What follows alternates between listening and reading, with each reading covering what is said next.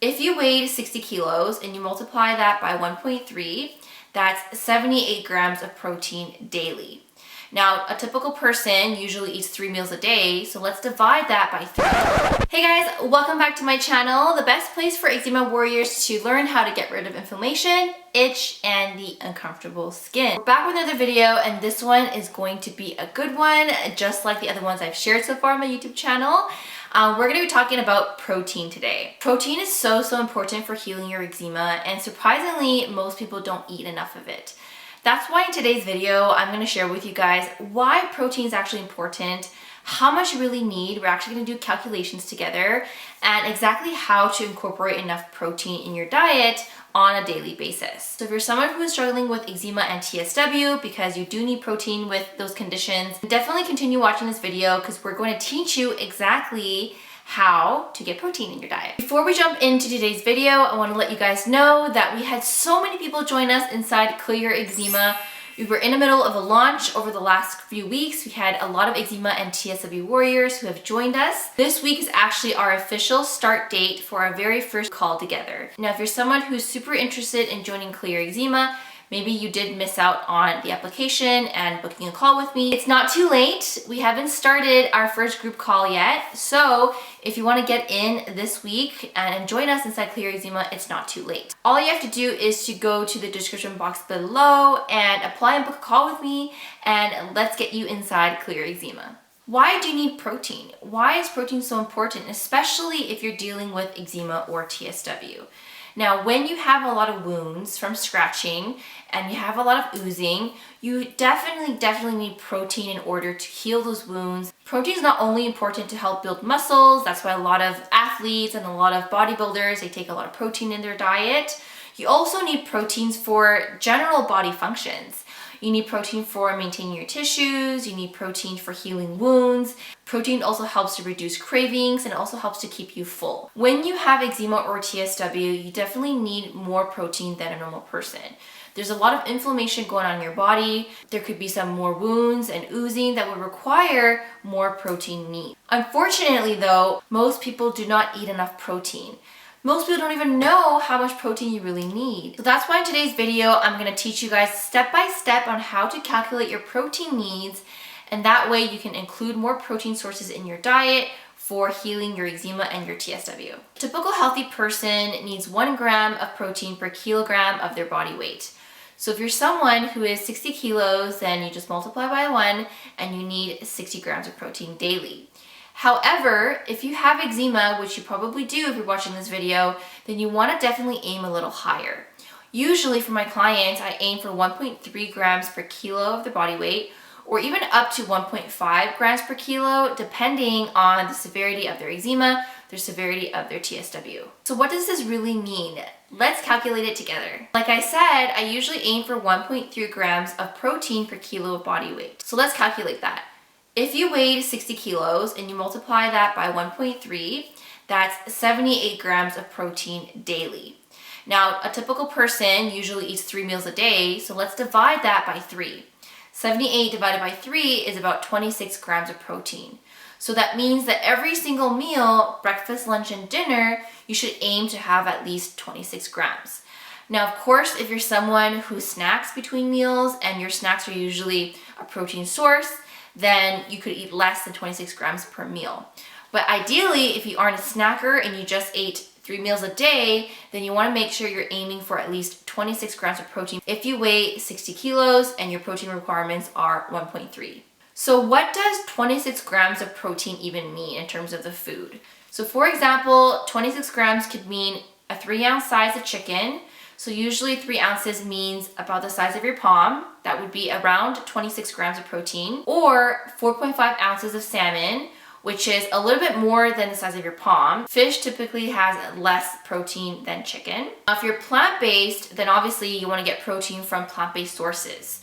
So 26 grams of protein would be similar to 1.5 cups of lentils, 2 cups of chickpeas, 3 cups of quinoa, and 2 cups of tofu. So if you're someone who's a meat eater, as long as you focus on a good portion size in terms of your meat, then typically you're meeting enough of your protein needs for that particular meal. Now, I usually recommend you guys to focus on lean meats, usually chicken or fish. I typically do not recommend my clients to eat red meat because it can cause inflammation. You have a video right here where I talk about some of the foods to avoid when you have eczema, red meat being one of them, and I explain a little bit further on why. If you're plant-based, you definitely have to be very, very generous in terms of your plant protein sources. So eating enough tofu, eating enough beans, eating enough lentils and those things, because that's where you're gonna get your protein source, right? And of course, if you're someone who snacks during the day, you can snack on nuts and seeds, usually that has some kind of protein in there. But typically, if you're just eating 3 meals, it's gonna be a little bit harder to meet your protein needs because you just have to eat a little bit more of the plant-based protein sources. Now, if this seems a little confusing for you and you don't want to calculate your protein needs and do all the things, then inside Clear Eczema, we actually go through this with you. I help you calculate your specific protein needs and create a very clear meal plan and ensuring that you get all the proteins you get in your diet as well as other nutrients as well. So again, it's not too late to join us inside Clear Eczema. I want to help you make sure that your diet is wholesome with enough protein in order to help you heal. If you want to still do things on your own, that's totally fine, but I thought I'd also let you know I have a really good get rid of eczema guide, and it's a 40-page guide that talks about your root causes, it talks about meal plans, it talks about how to clear your eczema, and it also talks about protein. I teach you how to calculate your protein, I teach you on how much protein you really need, what are some sources of protein, and the meal plans inside the Get Rid of Eczema guide will help you make sure that you're getting enough protein in your diet. So if you're interested in purchasing the Get Rid of Eczema guide, I do have it at the description box below. Make sure you check it out because it's a very good guide that's going to help you a lot with your meal planning. So you can see here that protein is kind of hard to achieve, especially if you're plant-based. And the thing is, usually lunch and dinner meals, people tend to meet their protein needs, right? As long as you eat a piece of chicken like that size or, bigger piece of salmon, you're usually good to go. So if you're doing that for lunch and dinner, then realistically, you're already getting 52 grams of protein. Problem is, and something that I noticed in my practice, is that people will typically meet their protein needs for lunch and dinner because that's where they usually eat meat. But breakfast is a real challenge, especially I've noticed for people who just eat oatmeal in the morning or when they make smoothies, they typically lack the protein source. So what I see with most people is that they'll make a bowl of oatmeal and they'll put fruits, and that's it, right? Oatmeal has some protein in it, but it's mostly carbs. And of course, fruit doesn't have protein. It has mostly fiber. And so you're really missing that 26 grams of protein that you really need in order for your skin to heal. And if your breakfast doesn't have a protein source, then that's going to be a problem. That's why when you're preparing your meals, you have to be really, really intentional on what you're adding into your actual meals. Like, do you have a good protein source? Is there a good fiber source? And is there a good carb source? So for breakfast, if you're making oatmeal, you're really lacking that protein source if you don't add seeds, nuts, protein powder. Those are all good sources of protein. However, I know it can be really weird and taste funny to add protein powder into your oatmeal, and some people actually hate it. It's totally fine. We don't want to eat things that don't taste good, right? But then you want to make sure you're still able to meet that 26 grams of protein. And if you were to just add seeds into your oatmeal, you're gonna have to add a lot of seeds in order to meet 26 grams.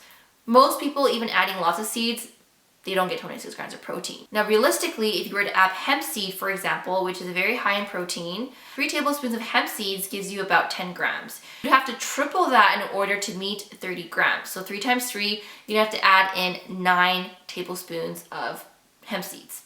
Maybe you want to do that, totally fine if you do, but you're going to run out of your seeds pretty quickly if you're solely relying on seeds in order to meet your protein needs.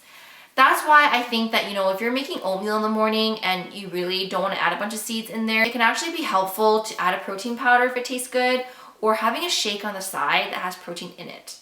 What some of my clients will do, what I will do is actually make my oatmeal, have the seeds, have the fruits in there, and on the side I'll make a very small protein shake because usually 1 scoop of protein powder gives you about 20 grams. So easy, right? You can easily meet your protein in the morning by having that protein shake.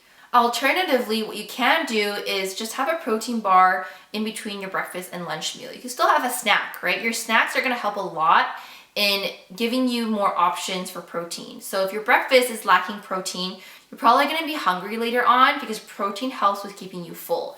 You could always carry some protein bars with you, making sure that you're choosing a good brand that doesn't have added sugar, doesn't have added things in there that are not good for your eczema. And also organic is really important as well. What you can also do is making sure that you have nuts and seeds by your side because they typically have good protein and fats. If you snack on fruit, like if you're eating apples, try to pair it with a protein like a hummus or nut butter, for example. So in this way, even though your breakfast is lacking in protein, at least you have snacks throughout the day to ensure that you end up meeting your 78 grams of protein daily. So ideally, you want your meals balanced. So I would actually suggest you to try your very best to make sure that your morning breakfast is balanced with protein, fats, and fiber. The protein is really, really key. When your meals are balanced like this, it helps with your blood sugar levels. It doesn't cause you to crash right afterwards, especially when you guys notice having a high carb meal with no protein, you could crash because your blood sugar levels are spiking up pretty high after you eat the high carb meal, and then you crash afterwards because carbs tend to burn faster. So ideally, I really encourage you guys to try really hard to balance your breakfast meal, especially because I noticed that typically that meal is the most lacking in terms of protein. So adding in protein powder, drinking a protein shake on the side, or when you make a smoothie, are you adding a good quality protein powder? Are there seeds in there? Are there other protein sources you could add into your smoothie? Do it because that's going to help a lot with meeting your protein needs. So if you're someone who's dealing with eczema and TSW, and you're looking at your meals and noticing that, wow, I'm not eating enough protein, that could actually slow down your healing because you need those proteins in order to heal those wounds, heals those big rashes that are on your body. If you're oozing a lot, you lose protein in the ooze, right? So you want to make sure you're replenishing the body with what it needs, especially when it's undergoing a lot of inflammation. When there's inflammation, you typically just need more nutrients for healing. And when you're dealing with eczema and TSW, your body is constantly fighting and trying to heal, and it just takes more calories, it takes more nutrients, it takes more protein in order for it to heal properly. So your guys' homework for today is to calculate your protein needs and be really intentional with preparing your meals, making sure you're getting a protein source for breakfast, lunch, and dinner. If you can't get protein for breakfast or for whatever reason, at least have snacks in the day to ensure that you really don't miss out on your protein requirements. Of course, if you need help with this, if you feel lost, then come and book a free discovery call with me. We can chat a little bit more on how I can help you with your meal plan, help you with your diet so you don't feel confused and lost with getting enough protein in your diet. Now, of course, don't forget to check out my eczema guide. I do talk about protein there, but also other things like your root causes, symptoms, what to do for your diet, and supplements as well. If you like this video, make sure you guys click subscribe and leave me a comment. I plan on featuring some of your guys' comments on my YouTube videos in the upcoming ones, so make sure you leave a comment if you want to be featured. As always, make sure you check out my 2 other videos right here, because I share lots of other tips for healing your eczema and TSW. Thanks you guys for watching today's video. I hope you guys get some protein in your diet, and we will see you in the next one.